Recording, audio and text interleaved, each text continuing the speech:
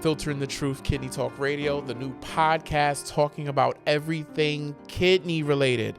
We're talking about kidney health, kidney disease, kidney prevention for kidney disease, and also today specifically we're going to talk about tips and tricks for maintaining your water level. Now, just to give you a little bit of history on this, water, your kidneys regulate salt and water, along with the toxins that are in your body. So your kidneys regulate how much water the water balance that needs to be in your body, the level of water that's in your body, by, activating and creating urine. But when you have kidney disease, like myself, I have end-stage renal kidney failure, you're not able to produce those urines because the kidneys are not working effectively. So we're going to talk about tips and tricks to limit fluid intake. So this is for people who may already be on dialysis. This is for people who, we all get thirsty. I'm a little thirsty right now. We all get thirsty. We all need to drink. But when you have kidney failure, you need to really monitor that fluid intake, because you don't want all that fluid to sit on your heart. Okay? So how do you limit fluid intake? One thing is you can avoid different, we want to say, fluid traps by recognizing when you are thirsty. By recognizing when you are thirsty, you can regulate whether you're drinking for social reasons, because a lot of people drink for social reasons. You got a cup of soda, you got a cup of water, some of y'all drink alcohol, but a lot of people drink socially. So you want to avoid these traps. You want to avoid the times when people are around, they're drinking socially, and you're technically not thirsty, but you want to, indulge in a drink. And I'm talking about water. You should probably wait a couple of minutes. So you want to see if that fluid craving will pass.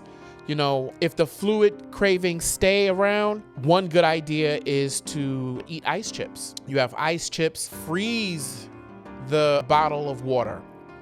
You're now actually, the intake of the water is a lot slower by you eating the ice instead of drinking cups and cups of water, right? One great way to, instead of quenching your thirst, to relieve cotton mouth or dry mouth, is to get your favorite sugar-free gum. The gum is going to produce saliva, which is a lot less than intaking water.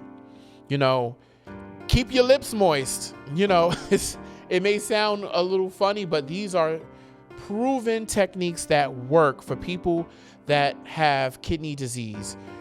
Keep your lips wet, keep your lips moist. It'll quench your thirst a lot easier than drinking water. And again, this is for people with kidney disease. So these are tips and tricks that you can follow to help you manage the fluid in your body and the fluid intake. Also, recognize when you're in dialysis, you're weighed by the kilogram, right? So if you are over by 5 kilograms, you really want to be able to convert that to pounds. So, I'm not a mathematician, but I'm gonna pull out my calculator here. And let's say you come to the in-center and you weigh yourself and you find out that you are 6 kilograms over your dry weight. 6 kilograms over your dry weight, the way you would calculate that is by taking 6 and 1 kilogram equals 2.2 pounds. So 6 times 2.2. So if you come into the center and you are 6 kilograms over your dry weight, you have 13.2 pounds of fluid that's over your dry weight. So it's important to always remember, when you go into the center, first things first, weigh yourself so you know where you're at. You know that this machine is not going to take off too much. There is something that they used to call, when I went to the center, called a giver. I was a giver, meaning if I'm 2 kilograms over my dry weight, my body naturally will release just a little bit more. You have to know these things about your body, because if you don't know this about your body, You will sit down in the chair. You will tell the nurse how much you weigh. The nurse is then going to put it into the machine. It's going to pull too much, and you're going to end up with a severe cramp, or Charlie horse, that's going to then have the nurses give you weight, give you fluid back, which now is putting this fluid back on your heart. So there's such a balance act that has to happen in order for you to maintain good fluids in your body. Okay, this is a quick tip. This is my episode 1, and this is part 1. So stay tuned for part 2 as we talk about transplant. What are the elements of getting a kidney transplant? And if you're considering a transplant, what information do you need to know?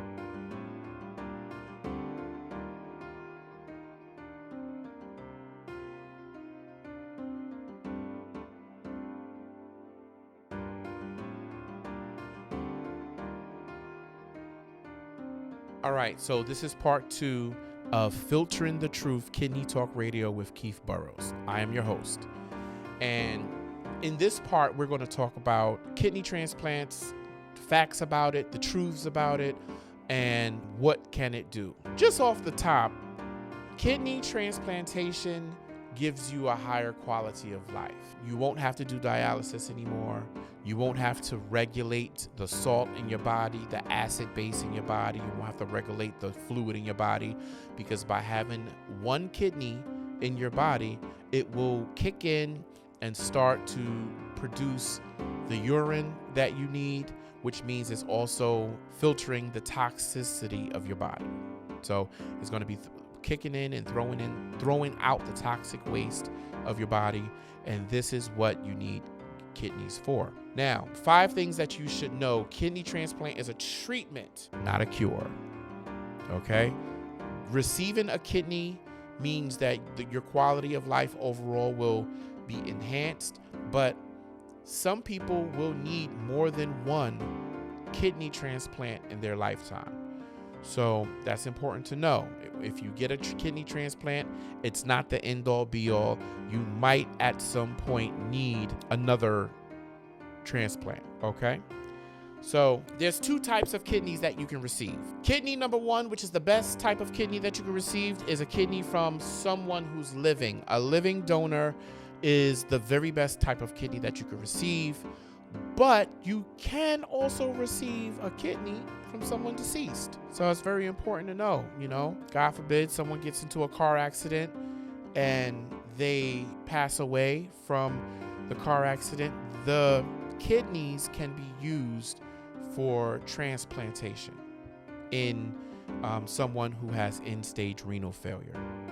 Okay? You have to also understand that you don't have to necessarily go to just one transplant center to register to get on the list for their transplant. You can literally, if you live in New Jersey, you can cross over the bridge into Pennsylvania. You can go over to Delaware, you can go up to New York City. You don't have to stay in the exact same place to be on a kidney list. How does this work? Some places have an abundance of kidneys. I forgot the place. I believe it was I don't want to quote the place, but there was a place in America where if you went there and got on their list, it's weeks instead of years, right? It's an option.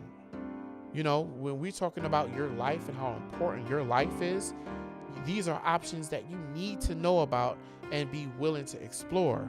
So there's places and centers around the country that you can go, and you have the free range to get on any and every transplant list that's around the country. So that's also great to know. Your health is the key to success. How you treat your body and how you maintain your fluid levels, how you maintain your weight is really the key to having and being in the right position for a transplant. Some blood types take longer than others. You could be a B positive blood type, and that blood type might take 6 to 8 years in order for you to be eligible for a transplant. Understand also that if you receive a transplant, let's say from a brother or a cousin or from anybody, and something goes wrong with the donor's other kidney, they get elevated to the very top of the kidney list. So that's important. And we're talking about swiftly, they'll get another kidney because there was a donor. They gave up a kidney, right? You only need one kidney to live. So, talk to your doctors, talk to your transplant team. For me, my transplant team is very, very informative. They are empathetic. They are friendly. They're warm. And I can't wait to bring them on this show so that you can meet my transplant team and see the group of doctors that are working in behind the scenes for my personal journey and hundreds of other people's journeys as well. It's very important that we have these conversations. And if you watched my introduction video, you will notice how nervous I was. I was super nervous to talk about my own personal journey with kidney disease. Sometimes you just don't feel like, I'm very active, in my lifestyle is very active. I'm always up and around. I'm working, I'm talking, I'm speaking, I'm doing speaking engagements. And for me, choosing the at-home option was the key.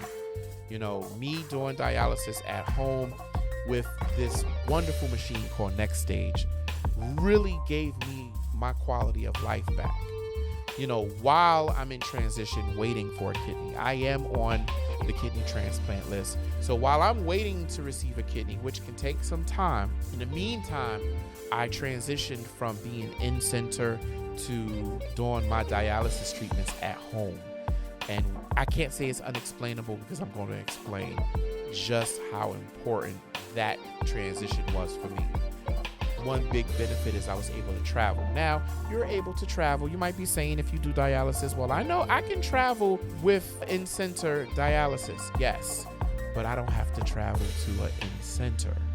I don't have to go to a dialysis center in order to travel. I can take my machine on a plane with me and go anywhere I want to go and have all of my supplies shipped to where I'm going.